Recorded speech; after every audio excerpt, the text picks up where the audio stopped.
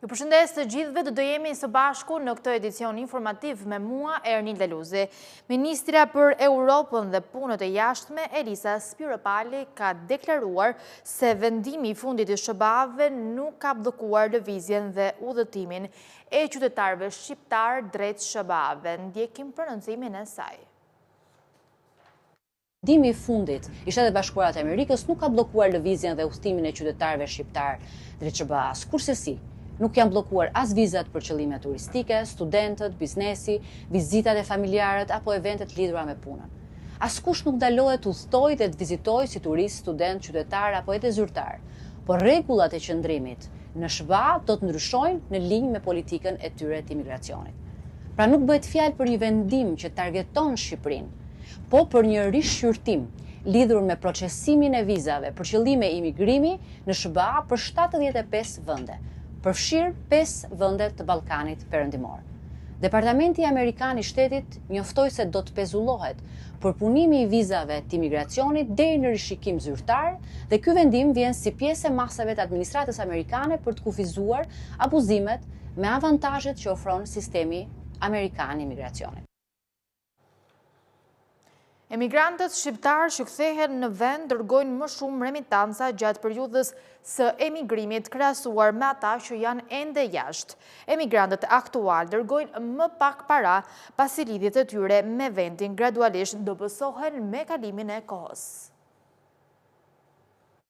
Emigrantët shqiptarë që kthehen në vend dërgojnë më shumë remitanca gjatë periudhës së emigrimit krahasuar me ata që janë ende jashtë. Ndërkohë, sipas anketës së emigracionit, emigrantët aktual dërgojnë më pak para, pasi lidhjet e tyre me vendin gradualisht do bësohen me kalimin e kohës. Rreth 40% e emigrantëve kanë dërguar remitanca gjatë qëndrimit jashtë vendit, me përqindjen më të lartë e emigrantët e kthyer. Emigrantët meshkuj janë pothuajse 2 herë më të prirur të dërgojnë remitanca se sa femrat, ndërsa kjo prirje rritet me moshën dhe kulmon në grup moshën 45 deri në 64 vjeç. Niveli arsimor ndikon gjithashtu, pasi emigrantët me arsim të mesëm dërgojnë më shpesh remitanca krahasuar me ata me arsim të lartë. Sjellja ndaj remitancave rezulton të jetë e lidhur ngushtë me aftësinë për të kursyer gjatë përvojës së emigrimit. Të dhënat tregojnë se emigrantët e kthyer që kanë dërguar transferta parash gjatë qëndrimit jashtë vendit ka qenë në gjendje të kursejnë mesatarisht 50% më shumë krahasuar me ata që nuk kanë dërguar remitanca. Konkretisht $450 amerikan kundrejt $300. Një prirje e ngjashme vëret edhe tek emigrantët që aktualisht ndodhen jashtë vendit,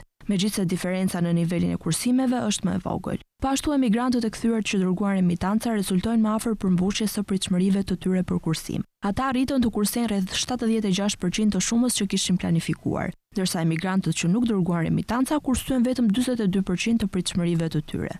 Në përgjithësi, individët që arritën të kursenin para kishin prirje më të ulta për kursime. Mesatarisht $535 krahasuar me $649 për ata që nuk arritën të kursejnë, duke nxjerrë në pa një mospërputhje mes objektivave financiare dhe rezultateve reale. Përvoja ndërkombëtare tregon se remitancat janë më të larta në vitet e para të emigrimit, por bien me kalimin e kohës, ndërsa ata që synojnë kthimin mbajnë lidhjet më të forta familjare dhe vazhdojnë të mbështesin financiarisht familjet e tyre në vendin e origjinës.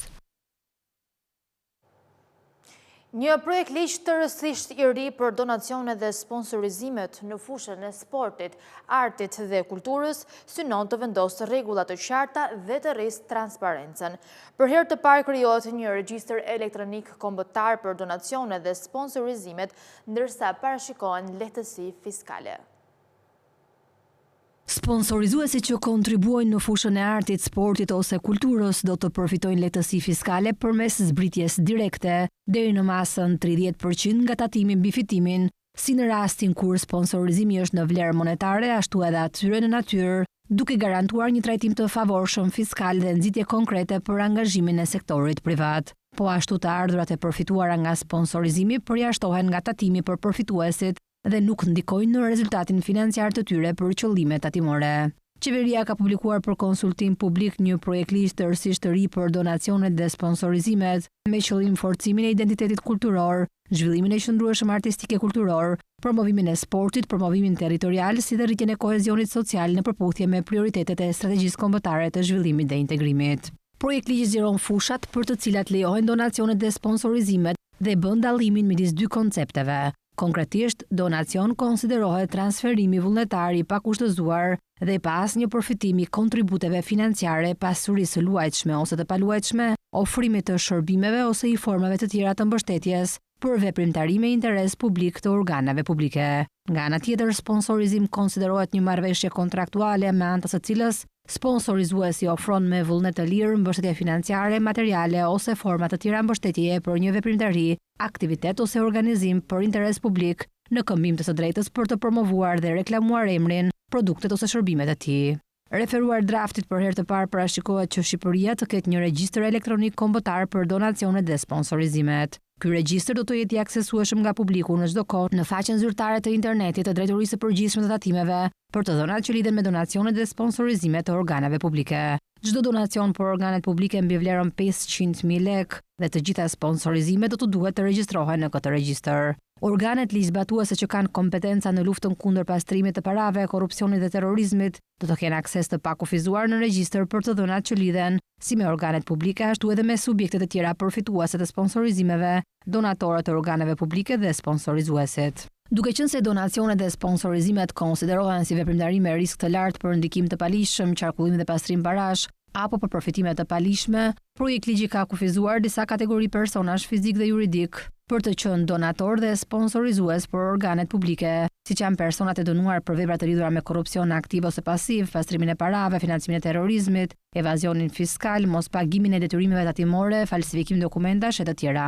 Të njëjtat kritere do të aplikohen edhe për sponsorizimet e një organizate jo fitimprurse, organizatat sportive, shoqëritë sportive, subjekte tregtare në fushën e prodhimit të filmit dhe industrisë audiovizive dhe individët që përfaqësojnë Shqipërinë në aktivitete ndërkombëtare të kulturës, artit dhe sportit.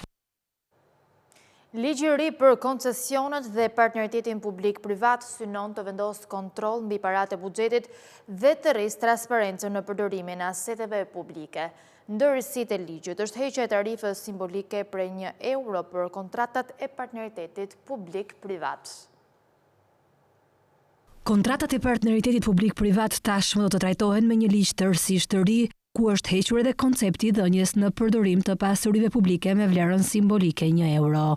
Ligji i ri për koncesionet dhe partneritetin publik-privat është botuar në fletoren zyrtare dhe hyn në fuqi më 28 janar. Por cilat janë risitë që sjell ky ligj?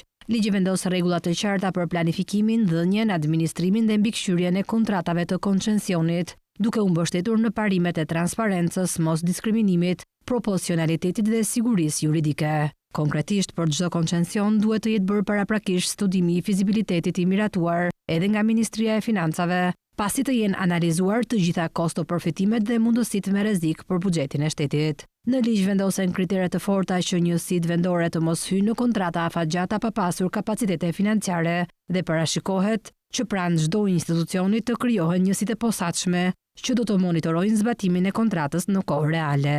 Po ashtu parashikohet funksionalizimi i plotë i regjistrit elektronik të koncesioneve, ku do të publikohen dokumentet e procedurave. Sipas ligjit para nënshkrimit të kontratës, autoriteti kontraktues ose enti kontraktues merr nga ofertuesi më i suksesshëm garancitë e kërkuara për realizimin e kontratës dhe instrumentet e sigurisë si kompensim për dëmin që mund të shkaktohet si pasojë e dështimit të koncesionarëve privat për të përmbushur detyrimet e parashikuara. Sigurimi i kontratës së koncesionit apo partneritetit publik-privat të shërbimeve publike do të jetë deri në 5% të vlerës së kontratës. Kjo masë mund të reduktohet në mënyrë përpjesëtimore gjatë ekzekutimit të saj, por në asnjë rast gjatë kohëzgjatjes së saj nuk mund të jetë më e vogël se 25% e vlerës fillestare të sigurimit. Sigurimi i kontratës së punëve publike do të jetë deri në 5% të vlerës së ndërtimit, ndërsa pas periudhës së ndërtimit do të jetë deri në 5% të vlerës së mbetur të kontratës. Sa i takon tarifave të koncesionit, shuma dhe mënyra e kompensimit monetar duhet të specifikohet konkretisht në dokumentet e tenderit. Nga tarifa e koncesionit do të përjashtohen koncesionet apo partneritetet publike e private që aplikohen në fushën e shëndetësisë dhe në fushën e sportit. Në rast mospagese, urdhri i ministrit përbën titull ekzekutiv për bankat e nivelit të dytë. Afati i kontratave do të jetë në varësi të punëve ose shërbimeve të kërkuara. Për kontratat që zgjasin më shumë se 5 vjet, afati maksimal nuk duhet të kalojë kohën e arsyeshme për rikuperimin e investimeve dhe një kthim mbi kapitalin e investuar. Sipas ligjit lejohet ndryshimi i kontratës jo më herët se 2 vjet nga fillimi i zbatimit, nëse ajo është parashikuar në dokumentet fillestare. Nën kontraktimi nuk duhet të kalojë 50% të vlerës së përgjithshme të kontratës. Autoritetin kontraktues miraton nën kontraktorët përpara lidhjes nën kontratës dhe operatori ekonomik kryesor mbetet plotësisht përgjegjës për zbatimin e saj, pavarësisht nën kontraktimit. Operatorët do të kenë të drejtë për transferim kontrate nëse subjekti i tretë përmbush kriteret e kualifikimit të përcaktuara në dokumentet e tenderit, por vetëm pas marrjes së miratimit paraprak nga Ministria përgjegjëse për financat. Ligji përcakton se autoriteti ose enti kontraktues mund të ndërpresë kontratën kur koncesionari apo partneri privat nuk mund të kryejë detyrimet e veta për shkak të paaftësisë paguese, shkeljeve serioze apo çështjeve të tjera që pengojnë apo nuk lejojnë vazhdimin e kontratës, apo dështon në sigurimin e financimit të projektit brenda 12 muajve, përveç rasteve kur është parashikuar ndryshe në kontratë. Sterilizimi përveç faktit që do të kryhet nga një kompani shtetërore, shton edhe përmirëson shërbimet e ofruara deri më tani nga koncesionari. Me operatorin shtetëror parashikohet edhe administrimi i stacionit qendror në qendrën spitalore universitare, gjithashtu dhe ripërpunimi i instrumenteve të ripërdorshme, sterilizimi me teknologji të ndryshme, logjistik më i gjerë dhe digitalizim për gjurmëshmëri.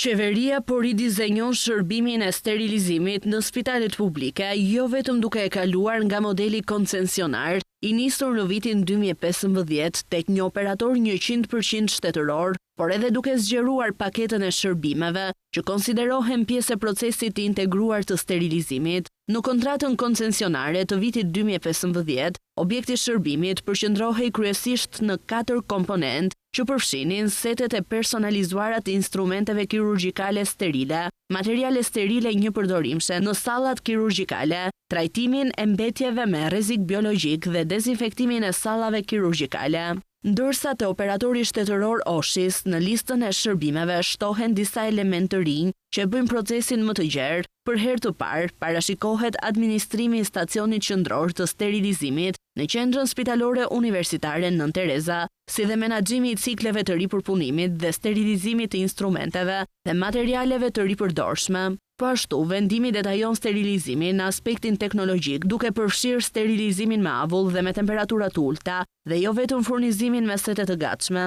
Një tjetër ndryshim thelbësor është edhe logjistika e sallës, pasi Oshis përfshin edhe furnizimin me veshje sterile salle dhe materiale të ngjashme një përdorimshme, si dhe zgjeron fushën e dezinfektimit nga sallat kirurgjikale edhe tek ambientet. Risi më vete është edhe digitalizimi i menaxhimit, ndjekjes dhe raportimit të shërbimit që synon gjurmëshmëri më të madhe të procesit dhe që i përgjigjet objektivave të qeverisë për digitalizim të gjithë sektorëve.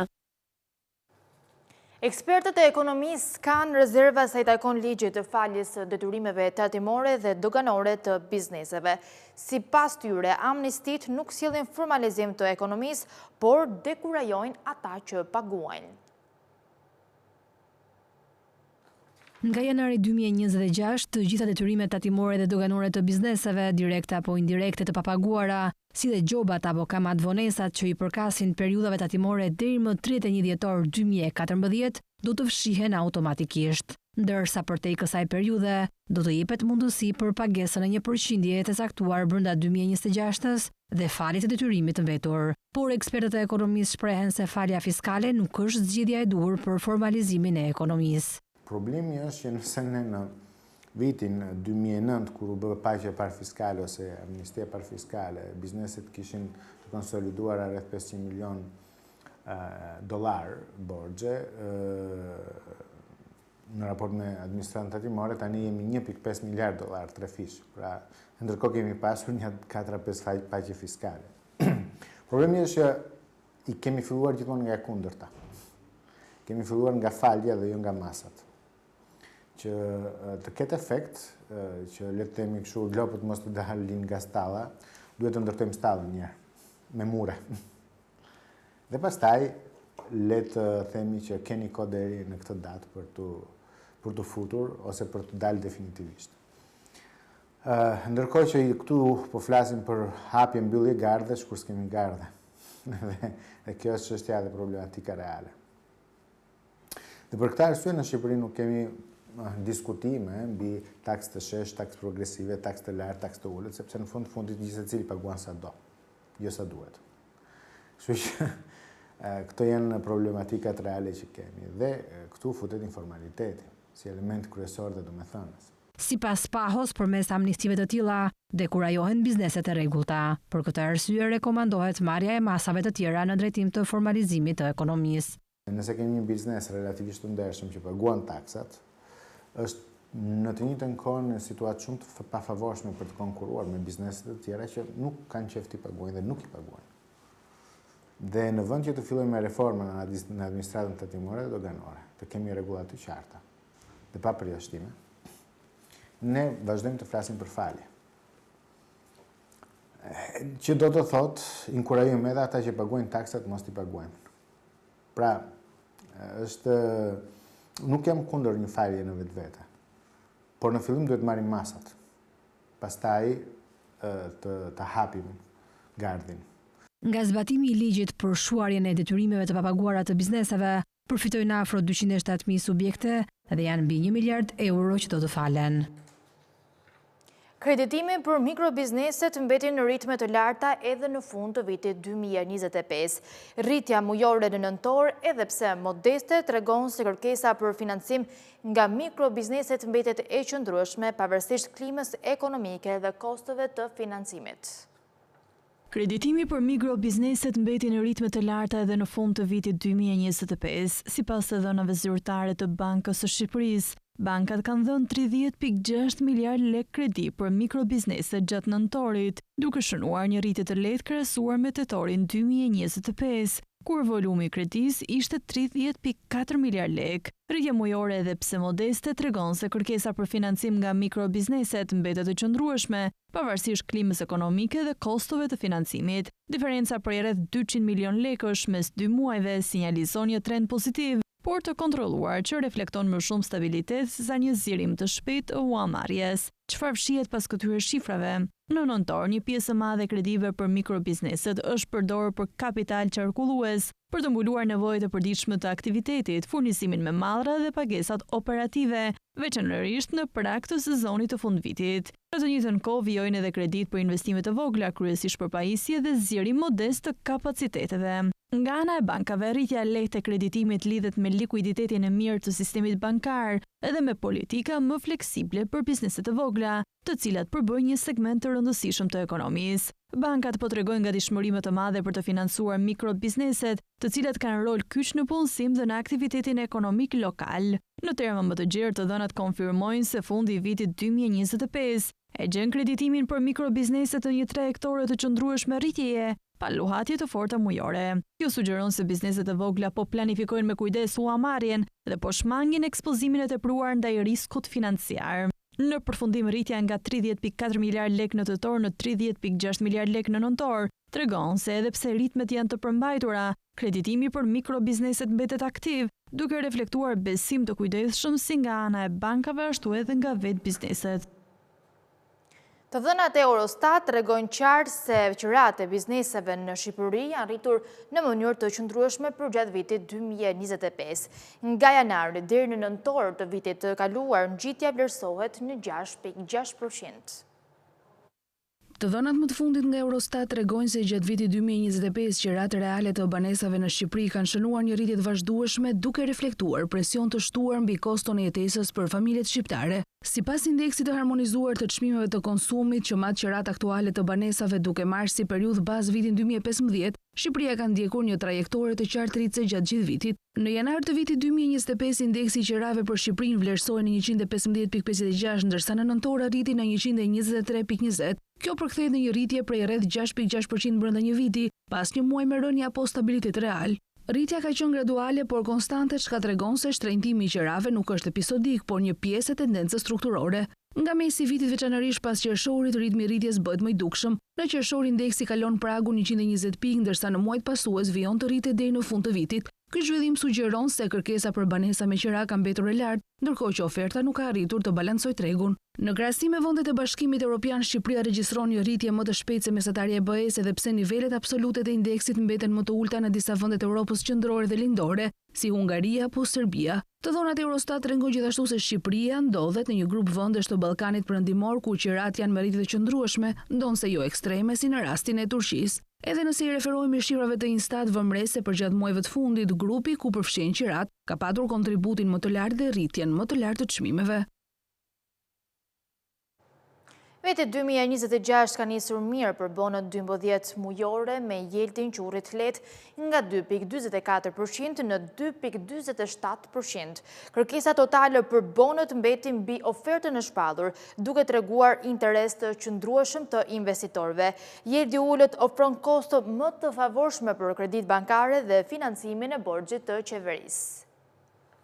Viti 2026 ka nisur mbar për bonot 12 mujore të thesarit. Në ankandin e parë të këtij viti, jelti mesatar i ponderuar rezulton të jetë rritur lehtë. Ky ndryshim është i vogël dhe reflekton lëvizjet normale të tregut, pritshmëritë për normat e interesit dhe kushtet e përgjithshme ekonomike.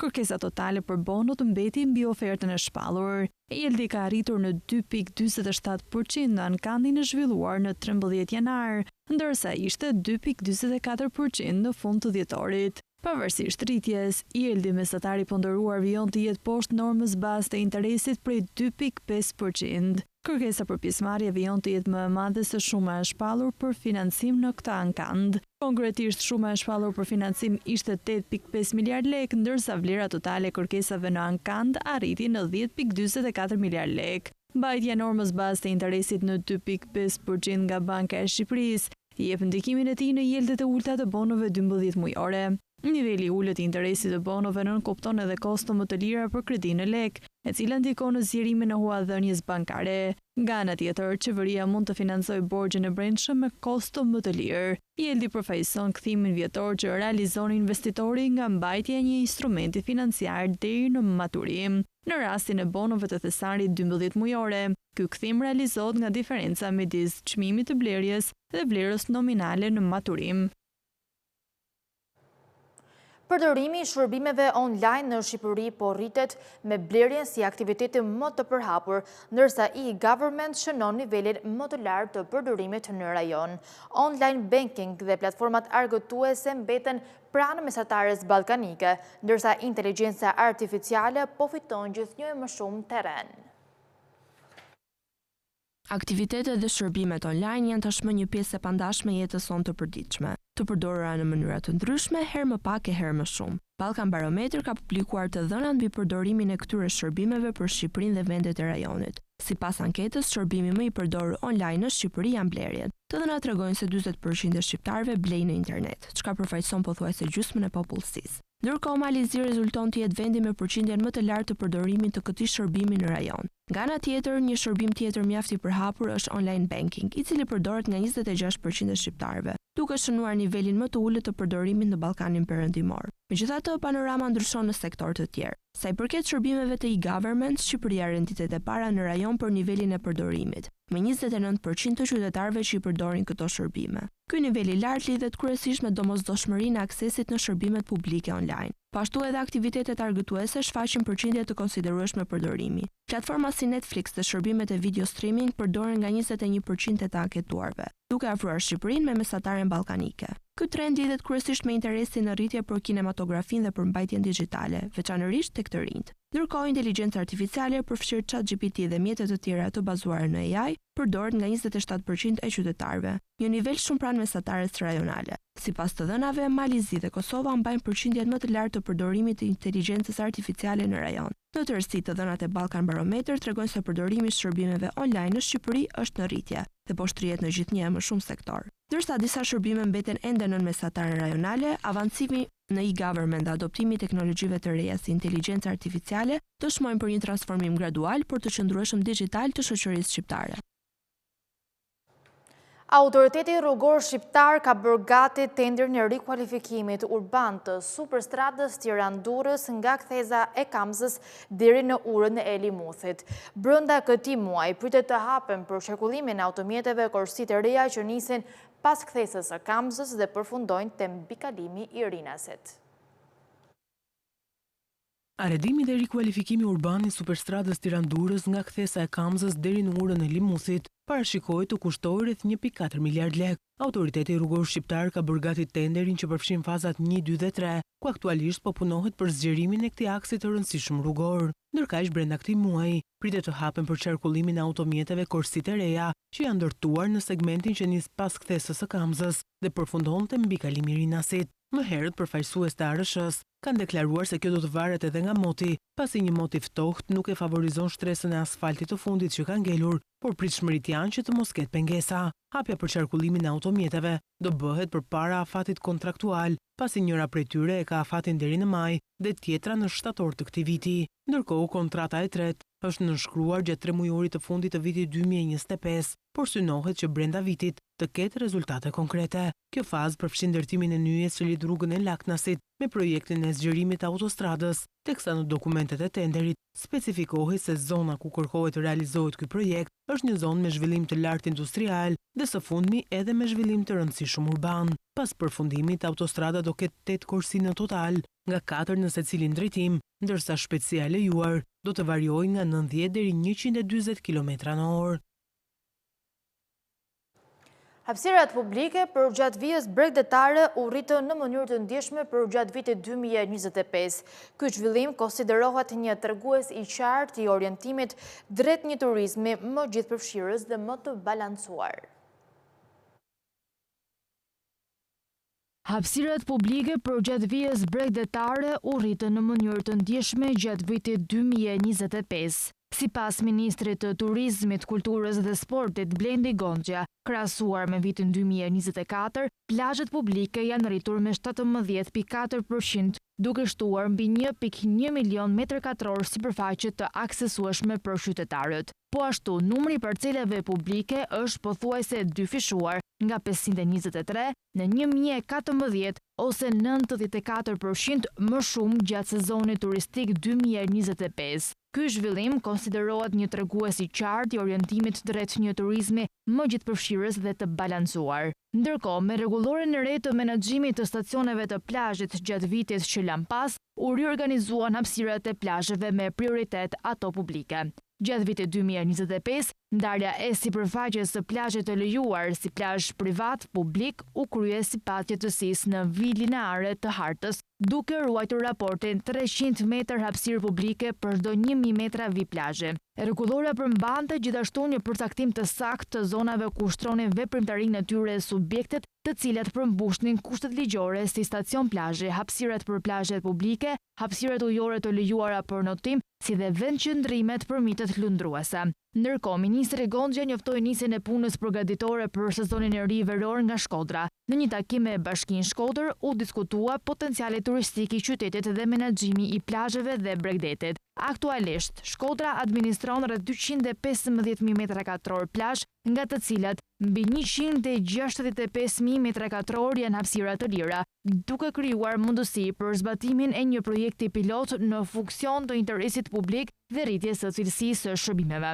Gjatë diskutimit u theksua nevoja për rregulla të qarta në përdorimin e parcelave, respektimin e standardeve të distancës mes shatrave dhe shezllongëve, monitorimin dhe pastrimin e plazheve, si dhe masa ndëshkuese deri në prishje kontrate për shkelësit. Në fokus ishte edhe kontrolli i çmimeve abuzive, zhvillimi i aktiviteteve verore, kulturore dhe sportive, certifikimi i rojeve bregdetare dhe forcimi i policisë së bregdetit në bashkëpunim me policinë bashkiake. Qëllimi i këtij modeli është që çdo bashki që administron plazhe të zbatojë detyrimet ligjore në mënyrë të njëtrajtshme, duke garantuar më shumë hapësira publike, transparencë në menaxhim dhe standarde më të larta sigurie dhe cilësie për qytetarët dhe vizitorët.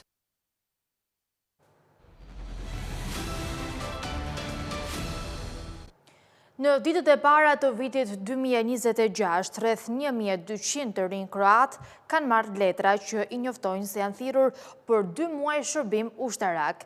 Ata janë brezi i parë që përballen me shërbimin ushtarak të detyrueshëm që kruohoj në vitin 2008. Viti i ri sjell me vete një sfidë të vjetër në një formë të re për të rinjt në Kroaci. Në ditët e para të vitit 2026, rreth 1200 prej tyre kanë marrë letra që njoftojnë se janë thirrur për 2 muaj shërbim ushtarak. Ata janë brezi i parë që përballet me shërbimin ushtarak të detyrueshëm që kur ai u hoq në vitin 2008, një vit përpara se Kroacia të bashkohej NATO-s. Në ato kohë ideja ishte të profesionalizohej forca armatosur dhe të braktisej shërbimi kombëtar i detyrueshëm. Tani me vetëm Hungarinë që e ndan Kroacinë nga Ukraina, perspektiva një konflikti të armatosur duket tepër e afërt. Qeveria kroate kuptoi se mund të mbështetej vetëm në më pak se 15.000 personel ushtarak aktiv. Përpara zgjedhjeve parlamentare të vitit 2024, ajo propozoi rikthimin e shërbimit ushtarak të detyrueshëm për meshkujt që kishin braktisur shkollën. Anketat treguan mbështetje të gjerë për idenë, me 7 nga 10 kroat në favor. Votuesit rizgjodhen partinë HDZ, e cila tani e ka zbatuar këtë politikë. Legjislacioni i nevojshëm u miratua shpejt në parlament në tetorin e kaluar me 84 deputet në favor dhe vetëm 11 kundër. Ministria e Mbrojtjes nuk humbi kohë në kontaktimin e grupit të parë të rekrutëve me pak ose as pak protesta. Edhe Slovenia po e diskuton rivendosjen e shërbimit ushtarak të detyrueshëm. Në vitin 2020, partitë që formuan qeverinë e re nacionaliste të djathtë të Slovenisë përfshin në rivendosjen e shërbimit ushtarak në marrëveshjen e tyre të koalicionit. Kryeministri i saj, Janez Janša, u bë i famshëm si ministër i mbrojtjes gjatë luftës 10 ditore të pavarësisë së Slovenisë në vitin 1991. Ai deklaroi se forcat armatosura të vendit me vetëm 7.000 trupa nuk mund ta mbronin më Sloveninë nga një sulm dhe u ankua se të rinjtë nuk dinë si të përdorin armët. Në Serbi, qeveria ka diskutuar për disa vite mundësinë e futjes së shërbimit ushtarak të detyrueshëm. Kanë kaluar disa afate pa u rekrutuar askush, por kjo mund të ndryshojë këtë vit, pasi ministri i mbrojtjes thotë se së shpejti legjislacioni do të paraqitet në parlament.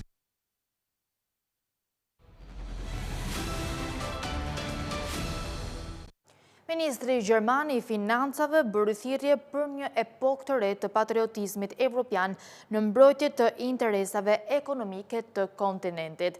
Sipas tij, Evropa duhet ta rimendojë rrënjësisht qasjen e saj, ndërsa aleancat tradicionale shpërbëhen dhe tregtia po shndërrohet gjithnjë e më shumë në armë. Ministri Gjerman i Financave bëri thirrje për një epokë të re të patriotizmit evropian në mbrojtje të interesave ekonomike të kontinentit, duke propozuar që kompanitë që marrin ndihmë shtetërore të detyrohen të mbajnë vendet e punës në Evropë dhe që prokurimi publik t'i jap përparësi mallrave të prodhuara në Evropë. Duke folur në një leksion në Institutin Gjerman për Kërkime Ekonomike në Berlin të mërkurën, Lars Klingbeil tha se Evropa duhet ta rimendojë rrënjësisht qasjen e saj, ndërsa aleanca tradicionale shpërbëhen dhe tregtia po shndërrohet gjithnjë e më shumë në armë. Ne duhet më shumë patriotizëm evropian, tha Klingbeil. Kjo do të thotë që kur bëjmë investime publike të përdorim mallra evropiane. Aleanca transatlantike po shpërbëhet, tha Klingbeil, ministri i financave në Gjermani, duke vënë në dukje se strategjia e sigurisë kombëtare Trump tregon se SBA po largohet nga Evropa politikisht dhe kulturalisht. Ministri i financave argumentoi se tregtia po përdoret gjithnjë e më shumë si armë, duke ushtruar presion mbi ekonominë e orientuar drejt eksportit të Gjermanisë. Ne duhet të bëhemi më të fortë dhe më sovran në mënyrë që të mos bëhemi pioner të fuqive të mëdha, tha Klingbeil. Ata që besojnë se ne thjesht mund ta eksportojmë rrugën tonë për të dalë nga situata aktuale, i inversojnë trazirat që po ndodhin. Klingbeil përshkroi një strategji të përqendruar në forcimin e unitetit evropian, diversifikimin e partneriteteve tregtare për te SBA-s dhe mbrojtjen e tregjeve evropiane nga konkurenca e padrejtë. Senatorët amerikanë publikuan projekt ligjin që do të krijonte një kuadër rregullator për kriptomonedën, i cili nëse miratohet nxit potencialisht miratimin e aseteve digjitale. Projekti mundoson edhe kuadrin rregullator federal për kriptovalutat e lidhura me dollarin të quajtura stablecoin. Senatorët amerikanë zbuluan projekt ligjin që do të krijonte një kuadër rregullator për kriptomonedën, i cili nëse miratohet të nxit potencialisht miratimin e aseteve digjitale. Për një kohë të gjatë është kërkuar miratimi i një legjislacioni të tillë si një domosdoshmëri për të ardhmen e aseteve digjitale në SBA. Ligji përcakton se kur kriptomonedat janë asete me vlerë, duke dhënë kështu qartësi ligjore. Projekti mundoson edhe kuadrin rregullator federal për kriptovalutat e lidhura me dollarin të quajtur stablecoin. Lëvizjet e bankave kanë argumentuar se kjo do të çonte në një fluks depozitesh nga sistemi bankar i siguruar, duke kërcënuar potencialisht stabilitetin financiar. Kompanitë e kriptovalutave i janë kundërvend këtij pohimi, duke pretenduar se ndalimi i palëve të treta, të tilla si bursat e kriptovalutave, nga pagesa e interesit për stablecoin do të ishte antikonkurruese. Projektligji, i cili mund të ndryshojë ndërsa senatorët e shqyrtojnë atë, mund ta lënë kompanive të kriptovalutave të paguajnë interesa konsumatorëve vetëm për mbajtjen e një stablecoini. Megjithatë, ai u lejon atyre të paguajnë shpërblime ose stimull klientëve për aktivitete të caktuara, të tilla si dërgimi një pagese ose pjesëmarrje në një program besnikërie. Komiteti bankar i Senatit ka planifikuar të debatojë mbi projektligjin dhe të shqyrtojë ndryshimet e mundshme të njëjtën. Komiteti bujqësor i Senatit, i cili përshkruan versionin e vet të projektligjit, do të zhvillojë një takim më vonë këtë muaj për të diskutuar versionin e tij. Presidenti Donald Trump gjithashtu kërkoi përfitim monetar nga industria, duke qenë i bindur se sipërmarrjet kripto të familjes së tij kanë ndihmuar në shtytjen e sektorit drejt rrymës kryesore. Sidoqoftë, disa lobistë ende mbeten skeptik se projektligji për strukturën e tregut të kriptomonedhave mund të hyjë në fuqi. Shitjet dhe eksportet e automjeteve në Kinë po shkojnë drejt një ngadalësimi për shkak të kërkesës së ngadaltë dhe pasigurive të jashtme. Shitjet e automjeteve elektrike dhe hibride plug-in pritet të ngadalësohet, ndërsa eksportet e automjeteve mund të rriten lehtë. Shitjet dhe eksportet e automjeteve në Kinë po shkojnë drejt një ngadalësimi për shkak të kërkesës së ngadaltë dhe pasigurive të jashtme, tha të mërkurët një shoqate madhe e industrisë kineze. Shitjet e automjeteve pritet të rriten me 1% këtë vit, duke ulur nga 9.4% vitin e kaluar, treguan të dhënat nga shoqata kineze e prodhuesve të automobilave. Rritja e shitjeve të automjeteve elektrike dhe hibrideve plug-in pritet të ngadalësohet në 15.2% nga 28.2%, ndërsa eksportet e automjeteve ka të ngjartë të rriten me 4.3% pas një rritjeje për 21.1% më të fortë se sa pritej në vitin 2025, treguan të dhënat SAAM. Kërkesa e brendshme mbetet e pamjaftueshme pasi perspektiva e paqëndrueshme të ardhurave të banorëve dhe shqetësimet për pasigurinë në punë rëndojnë blerjen, tha shoqata. Për më tepër tha se rregullorja mbi makinat e përdorura me 0 kilometrazh, një taktike përdorur nga prodhuesit e makinave për të shitur makina të reja si automjetet të dorës së dytë me çmime shumë të zbritura, do të intensifikojë presionin e inventarit në vend me afat të shkurtër. Pasiguritë gjeopolitike dhe tensionet ekonomike dhe tregtare do të ushtrojnë presion në rënje mbi eksportet, tha shoqata, duke shtuar se një shtytje për lokalizimin e prodhimit nga prodhuesit kinesë të automjeteve do të ndikonte gjithashtu në uljen e eksporteve. Kemi mbërritur në fund të këtij edicioni informativ. Për më tepër informacione mund të klikoni në faqen tonë të internetit skantv.al, ku mund të gjeni gjithçka mbi ekonominë, bankat, sigurimet, tregjet financiare e të tjerë. Gjithashtu mund të na ndiqni edhe në rrjetet sociale si Facebook, Instagram, YouTube dhe LinkedIn. Faleminderit për vëmendjen, bashkë mirëpafshim.